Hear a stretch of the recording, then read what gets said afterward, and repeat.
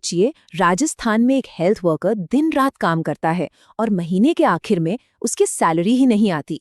यही हकीकत थी हजारों कर्मचारियों की। आज हम सरकारी दस्तावेजों से ही जानेंगे कि ये संकट आखिर आया क्यों और इसे ठीक करने के लिए क्या कदम उठाए जा रहे हैं। तो सबसे बड़ा सवाल यही है कि हमारी हेल्थ केयर सिस्टम की रीढ़ की हड्डी इन कर्मचारियों को आखिर समय पर वेतन मिल क्यों नहीं रहा था। चलिए इस सवाल की तह तक चलते हैं। हम इस पूरे मामले को 5 हिस्सों में देखेंगे। पहले समस्या को समझेंगे, फिर जानेंगे कि सिस्टम कहाँ फेल हुआ, देखेंगे कि कितना बड़ा बैकलॉग था, सरकार ने नया टाइमलाइन क्या बनाया है और आखिर में क्या ये समाधान काम करेगा भी या नहीं। तो सबसे पहले बात करते हैं असल प्रॉब्लम की। राजस्थान में नेशनल हेल्थ मिशन के जो कॉन्ट्रैक्ट कर्मचारी हैं उन्हें अपनी सैलरी टाइम पर नहीं मिल रही थी और जाहिर है इसकी वजह से उन्हें बहुत ज़्यादा फाइनेंशियल मुश्किलों का सामना करना पड़ रहा था। और ये जो कर्मचारी हैं, ये सब नेशनल हेल्थ मिशन यानी NHM के तहत काम करते हैं। ये वही सरकारी प्रोग्राम है जो गांवों और शहरों में अच्छी हेल्थ सर्विसेज पहुंचाने का काम करता है और यही इस पूरे संकट के केंद्र में है। अब सवाल ये कि आखिर ये सैलरी अटक क्यों रही थी। एक सरकारी ऑर्डर से पता चला कि सारा मसला एक टेक्निकल गड़बड़ी का था, मतलब सिस्टम में ही कोई बड़ी खामी थी। ये देखिए, यही वो सरकारी ऑर्डर है जो पूरी कहानी बताता है।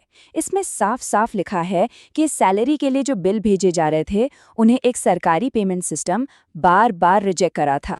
और ये जो सिस्टम है इसका नाम है PFMS। अब इसे आसान भाषा में समझें तो ये एक तरह का सेंट्रलाइज सरकारी पेमेंट गेटवे है और सारी गड़बड़ यहीं हो रही थी। मतलब कहानी का सार बस इतना है कि ये एक सीधी साधी टेक्निकल प्रॉब्लम थी। सोचिए, 2 सरकारी पोर्टल आपस में ठीक से बात नहीं कर पा रहे थे और इसकी सजा हजारों हेल्थ वर्कर्स को भुगतनी पड़ रही थी। और हाँ, ये कोई छोटी मोटी गड़बड़ी बिल्कुल नहीं थी। इसका असर कितना बड़ा था, चलिए अब वो आंकड़े देखते हैं। पूरे 553 सैलरी बिल्स, 553, ये सारे के सारे सिस्टम में जाकर फंस गए थे। इस नंबर से ही अंदाजा लग जाता है कि प्रॉब्लम कितनी बड़ी और कितनी फैली हुई थी। और इन बिलों की टोटल कीमत 8 करोड़ 5 लाख रुपए। सोचिए, 8 करोड़ से भी ज्यादा की रकम हेल्थ वर्कर्स तक पहुंच ही नहीं पाई। ये तो वाकई एक बहुत बड़ा संकट है। और सरकारी ऑर्डर में खुद ये बात मानी गई है कि ये जो पैसा अटका था ये सीधा सीधा कॉन्ट्रैक्ट पर काम कर रहे कर्मचारियों की सैलरी, उनके मानदेय का था। तो ठीक है, प्रॉब्लम तो पता चल गई। अब देखते हैं कि इसे ठीक करने के लिए सरकार ने क्या किया और कितनी तेजी से किया। और ये देखिए दूसरा डॉक्यूमेंट। ये ऑर्डर प्रॉब्लम पता चलने के ठीक अगले ही दिन, मतलब 21 फरवरी को निकाला गया।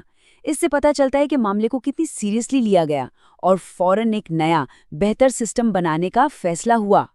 तो नया प्लान क्या है? अब सैलरी का प्रोसेस महीने के आखिर तक इंतजार नहीं करेगा। ये हर महीने की 21 तारीख को ही शुरू हो जाएगा और 22 तक सारे बिल अपलोड हो जाएंगे। और सबसे बड़ी बात, पूरे महीने की सैलरी एडवांस में दे दी जाएगी। ये वाकई में एक बड़ा कदम है ताकि आगे से ऐसी देरी हो ही ना। तो प्रॉब्लम का पता चला और एक नया एडवांस पेमेंट वाला सिस्टम भी आ गया। लेकिन असली सवाल तो ये है कि क्या ये फिक्स वाकई काम करेगा? ये दोनों ऑर्डर्स अगल बगल में पूरी कहानी खुद बयां कर रहे हैं। एक तरफ है प्रॉब्लम की पहचान वाला ऑर्डर और दूसरी तरफ ठीक अगले दिन का सॉल्यूशन वाला ऑर्डर। ये दिखाता है कि सिस्टम ने कितनी तेजी से काम किया, पहले गलती मानी और फिर उसे सुधारने के लिए एक पूरा नया प्रोसेस बना दिया। तो कुल मिलाकर रणनीति एकदम साफ है और 2 हिस्सों में है। पहला तो ये कि जो 8 करोड़ 5 लाख रुपए अटके हुए हैं उन्हें फौरन क्लियर किया जाए, और दूसरा, आगे के लिए एक ऐसा नया तेज सिस्टम बना दिया जाए कि ये दिक्कत दोबारा आए ही नहीं। तो आखिर में सवाल यही बचता है, क्या ये नया एडवांस पेमेंट वाला सिस्टम सरकारी कामकाज की जो पुरानी धीमी रफ्तार है उसे हमेशा के लिए बदल पाएगा? देखिए, कदम तो बिल्कुल सही दिशा में है, लेकिन असली परीक्षा तो इस बात की होगी कि ये सिस्टम लंबे समय तक कितनी अच्छी तरह से लागू होता है। खैर, इस मामले पर आगे भी हमारी नज़र बनी रहेगी। हमारे साथ जुड़ने के लिए शुक्रिया।